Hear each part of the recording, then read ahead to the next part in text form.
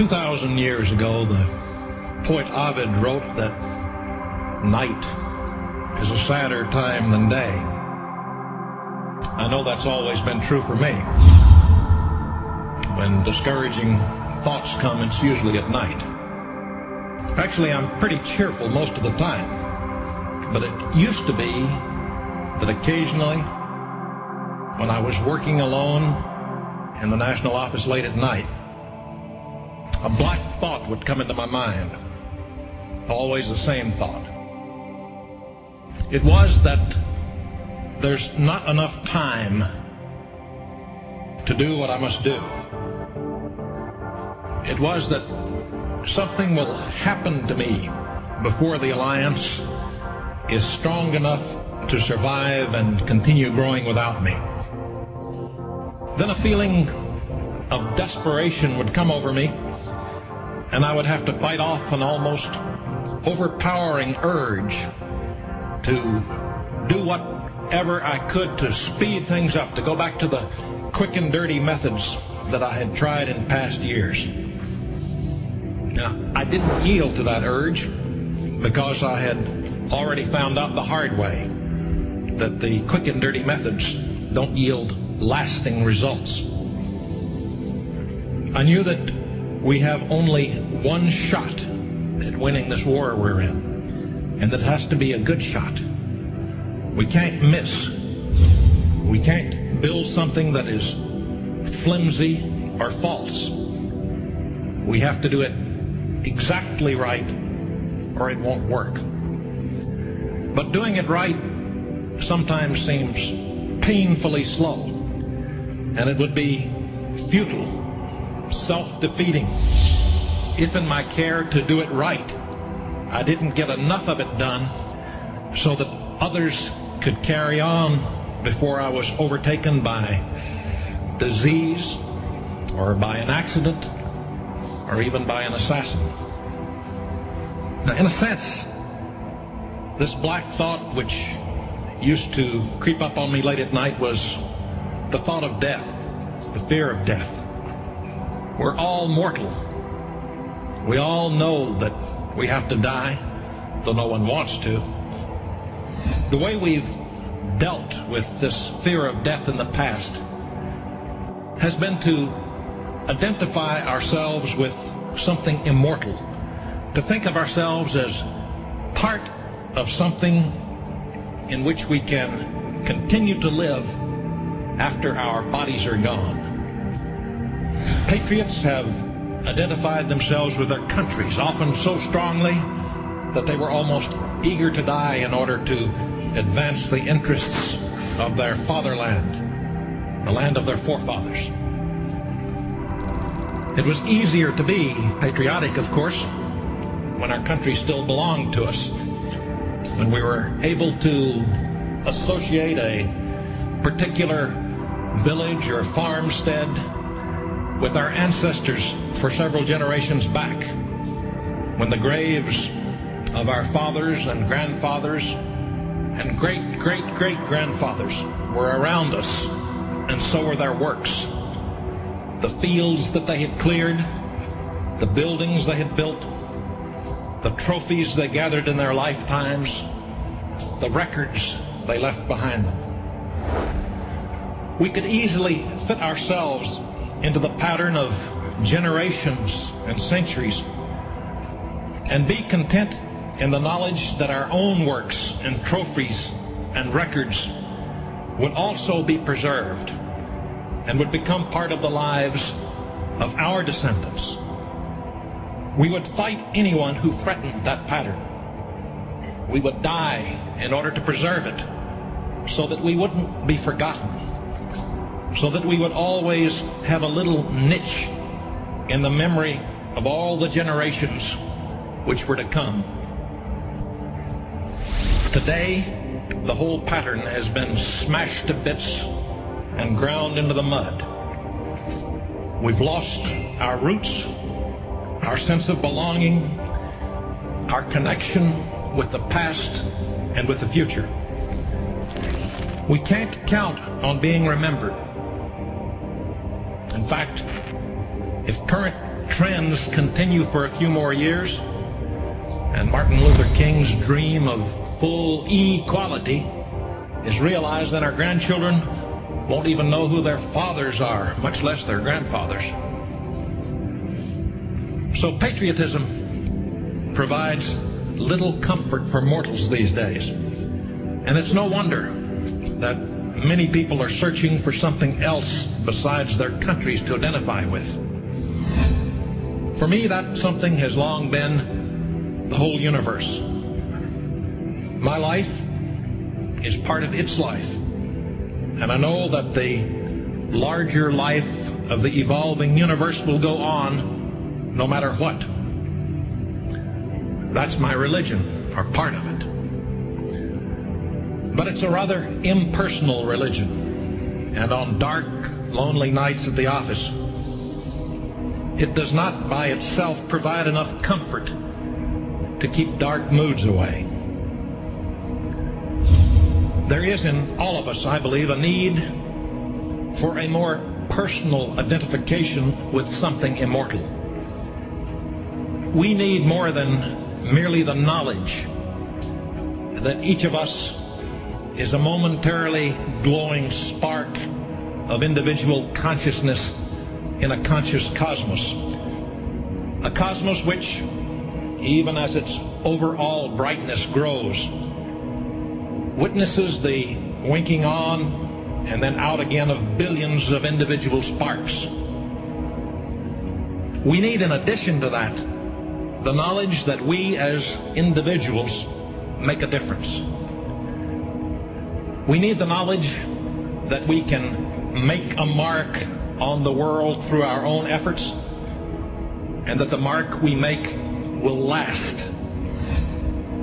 We need to know that our personal contribution to the life of the universe will be remembered after we are gone, that others will add to it and help it grow, so that 10 generations from now, or even 100 generations, the record will still be there. There will be someone then who will be able to say, back during the great struggle ages ago, when the race nearly perished, there were a few men and women who were on the right side. A few who did what had to be done. A few who made the difference. And even today, centuries later, we remember their names and their works. That's the sort of knowledge which is able to overcome the fear of death. The sort of knowledge which gives each of us a personal connection to the infinite. It's true that the self-consciously evolving cosmos of which I am a part is the ultimate reality. But it's also true that the Alliance provides my personal connection with that ultimate reality. The Alliance is the means by which I and many others can make individual contributions to the future. The Alliance not only magnifies our efforts, gives us leverage that we wouldn't have if we were working on our own, but it also provides a safe repository for our contributions, makes them into lasting contributions. That is, it keeps them from being washed away in the growing tide of chaos on the outside. It keeps them in place long enough for another member to add his own contribution on top of ours, and then for another to build on top of both, and so on.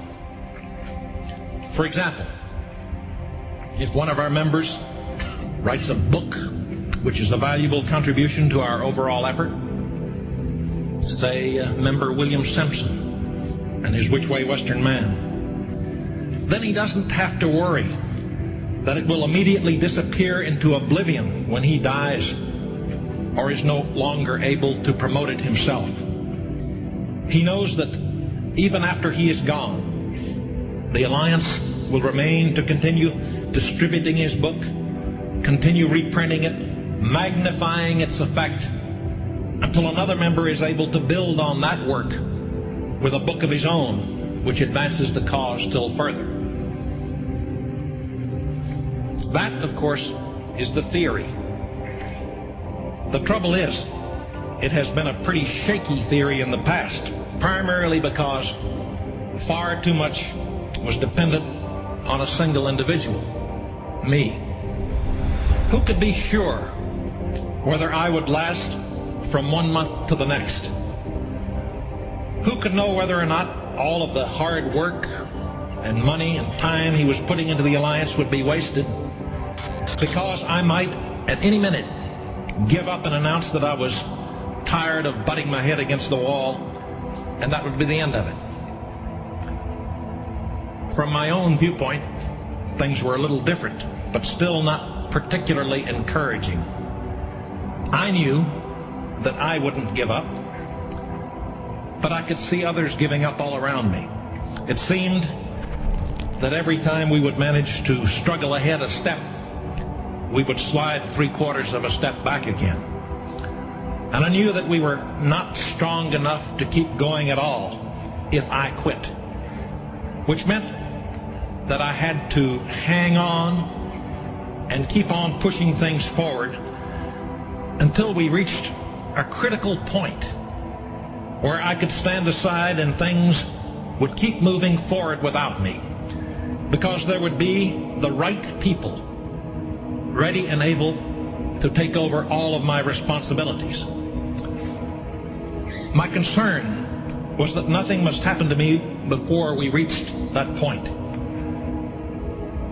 From a purely selfish standpoint, I didn't want my spark to wink out without making a difference. And the black thought that kept coming to me late at night was that I was losing the race, that I couldn't reach that critical point soon enough. It was never a matter of quitting. I never worried that all of my hard work was being wasted in the sense that I could have been spending my time more enjoyably. From the time I started, there was only one thing that I could do, even if there were no hope at all of winning. I couldn't stop, even if I had wanted to. Nevertheless, whether I was working willingly or unwillingly, the occasional late night feeling that it was all for nothing was quite distressing. Fortunately, daylight generally had the effect of dispelling my gloom, and so I was able to present a cheerful face to the world. Now, the only reason that I'm making this confession to you is that my black thoughts are a thing of the past. If I still had them, I certainly wouldn't tell you about them. But the fact is that I have not been gloomy about our prospects for at least the last year. And I still work late alone in the national office at night. What's made the difference is the results of our recruiting during the past year. For the task that the Alliance must accomplish, quality is everything. In the last year, we have been winning commitments from people who have what it takes to get the job done. Attendance at our convention this year may be up only 40% over last year, but the number of people in the Alliance who have what it takes has doubled. We're finally getting the good ones now substantially faster than we're losing them. And really, we've just started. For years, we were bogged down in the childishness, the make-believe, the buffoonery, the stupidity of the right wing. That's no one's fault but my own, of course, because I knew nothing else but the right-wing approach. I really thought that populism An appeal to the dispossessed, an appeal to the so-called white masses was the way to proceed, the way to gain strength. And I was often in despair when I finally realized that it wasn't. When I saw how few people we were winning in whom I could have any confidence at all. Changing our approach was difficult. It meant breaking some bad habits that we had acquired. It meant alienating a certain clientele that we had attracted, whose continued support I was then convinced that we really needed. But we did change. And within the first 6 months, I could begin to see a real improvement. The right-wing kooks stopped coming around. And in their place came people that I could be proud of. People in whom I could have confidence. That's when the late night despair disappeared. We have a long, a difficult, and a dangerous road ahead of us yet. There will be many casualties along the way. We'll make more mistakes, certainly, and we'll have to correct ourselves many times. We may yet be overwhelmed by the enemy, or we may be too slow and be overtaken by circumstances. But I'm now convinced that we can reach our goal. I can foresee the time now when it will no longer make any difference what happens to me, because there will be others who will keep the spark glowing and will make it grow brighter and brighter with each passing year. I foresee immortality for all of those who have nourished the spark and who will nourish it in the future. I see more people like you who are here with me tonight, joining our cause every month and every week. I foresee a growth and a strength and a capability for the Alliance much greater than we have ever known before. And I foresee it not in the distant future any longer, but in the time immediately ahead of us as you go forth tomorrow and recruit for our cause other men and women like yourselves.